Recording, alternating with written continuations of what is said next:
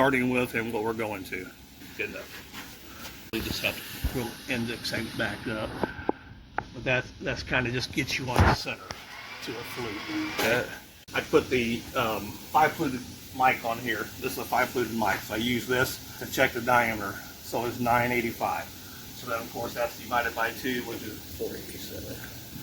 Underneath the inside, the only thing touching is the corners. Are your corners, and of course you can kind of look at that. But there's back to a center cutting. That one flute goes all the way past center plus, you know. And that way, if they need to walk straight down into a part, they can still mill sideways with it and cut off that. And then, of course, all that will be a heavy cut, pulling out chips with it, primary, secondary. Well, like I said, that's kind of back to, I'll lay this center cutting one up against this center cutting one as far as what we started with. And then as an example of the other one again. So I've got to come over here and get to the corner of the wheel. I know half the diameter of that part, and of course the wheel's always going to have a little run out in it, so you just got to kind of find the center of that. I got to get my hand down there. Endmill, so that's going to be plenty close enough for I'm starting. We'll divide that by 2, so the 985 will be 985-ish. This is just getting back to a center cut. So now there is the center of that end mill. So I'm going to pick up this corner here to the edge of that wheel. And that is going to be my indexing. And then of course we're going to pick that edge of that wheel up to that. I'm looking at this corner to the edge of that wheel. I'm going to tighten this down.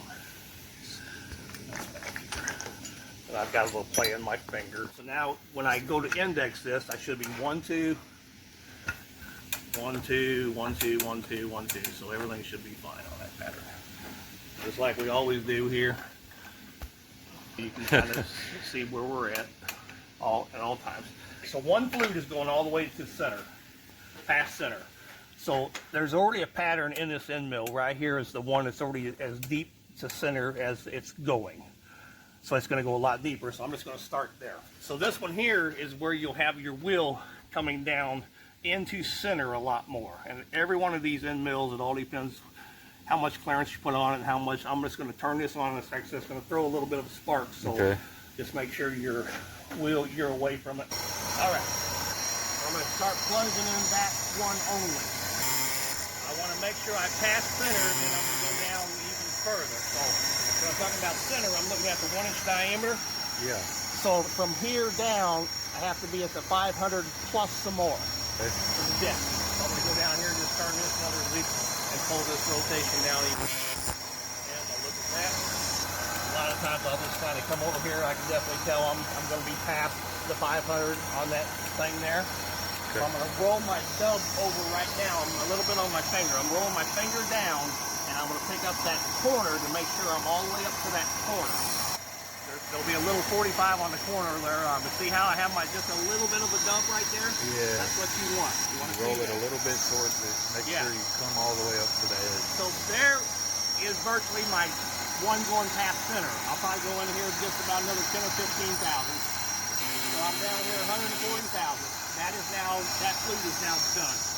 So now I'm going to go across here, and I'm going to pick up another one. Then I can break through and not go past that other flute. So I'm going to leave that one there, and I'm going to pull this down, and now I'm going to raise the wheel up probably about 3 rotations here. So about 150,000. I always keep myself on 0, 1, 2, 3. Now I'm going to pull that flute down, and I'm going to watch that I don't intersect with the other flute when I start breaking through it. Now I'm watching, I come over here at 190. Now I gotta look over here. I'm gonna watch this until this starts breaking through right in that back corner. All right, so what I'm doing, I'm pulling my wheel up and down to try to give me the same depth here down to the bottom of the depth over here. Okay. Of that back flute. This my way. So now I've positioned my next cut to do the same thing, and I'm trying to make that depth look about the same. So I still got to go up about another 50 thousandths on my wheel. So I'm going to do at least another 1-2 rotations. And I'm all basing that off of that depth of the flute. Now I should have a pattern that's broke through center. Then I have the other pattern that broke through the back of the center cutlass with that second flute. So now I'm going to go in between those and do the next flute down. So I've got to get back on my pattern here. There's one I just did. So here's the one I'm going to go to. Now this flute, I'll be able to break all the way back through and down here to the edge of my finger again on the center. So I'm going to leave the wheel right where it is on this one here. I'm watching it break through over here again. It's just now starting to break through the bottom of this one over here. I'm going to go in. That should get us pretty well close to 3 parts that are as deep as the others. That flute, and that flute. Now they've all broke through into the center cutting one. Now we're going to come back over here, and let's go to this next one over here. I have to watch how far I can go down, and the next one, and then I'm going to do a little handwork on it. And I'm going to stop that at number 10. I'm going to get close to this flute over here to depth. And that will probably be able to go with that depth there. So now when you look at that, that flute does not break through the center line flute. It's still up in this area, there's still material. So I'm going to come back over to the next flute here that we haven't touched yet, and I'm going to walk this one in and do this pretty well the same number that I stopped at here. I'm going to come back. So that there should get us all into a ballpark pattern of the end mill. I'm going to turn the wheel off. Let me get this out of your way. Alright, so let me see where I'm at on this. So here, it's a lot easier just to take this out of here at this stage and do a little handwork before I even try to finish this out. So I'm going to take this. We're going to have to set it right back up and do the primary and secondary on here anyway. I'm going to open up this center cutting flute here, so it's past center. So I'm going to now bring this flute, so I just barely passed through here. I'm going to open that up, and then this one here, this will actually have a misgrind right up in here.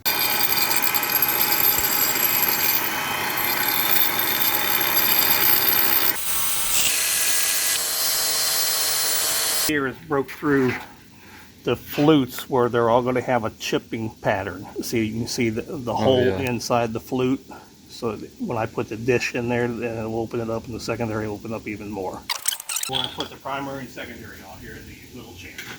1 degree dish, 8 degree primary. Yeah, and I'm going to pick up that center cutting one again. So that's the one we got to pass the wheel at the highest point. Some raising and lower of the wheel, but the inside depth will all be the same. There's my center cutting one right there. Bring that wheel up now. I have to pass 500 plus inside that wheel without hitting the other flute. I've got to get this radius of this way up here on top. So I pass this flute without hitting that bottom one down there. And then I'll worry about getting that wheel in the right location from each one. Starting to put the 1 degree dish into it. See how it's smaller? The lands are smaller in the back because it's starting to put the 1 degree dish into it. Very center cutting one when I come in and I don't hit the other flute. I'm always watching way down in here and I don't hit the wheel to the other part of the flute. Just a little bit higher with the wheel now that I'm getting close.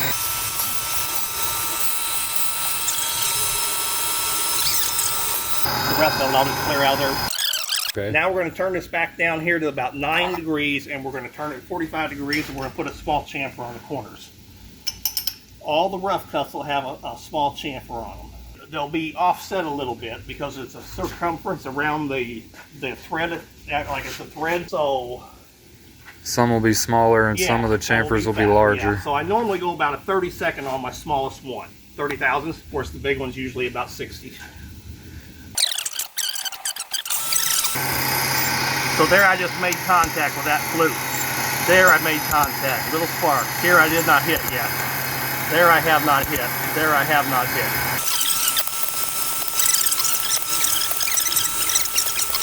Okay, so there would be the 5 flutes just out on the corners. And then we're going to put a little secondary on top of that yet. So as soon as you keep pushing stuff down this way, your clearance disappears. That makes sense. Okay, because you're following down your spiral. So once again, 20 something. I think our wheel's only going to go as high as 23. So as long as I get it halfway straight, I can move the table instead of the finger. It doesn't really matter. If I want to pull the finger or the table back around a degree to make it help straighten itself out, or just roll the finger back down some more, you have a couple options there.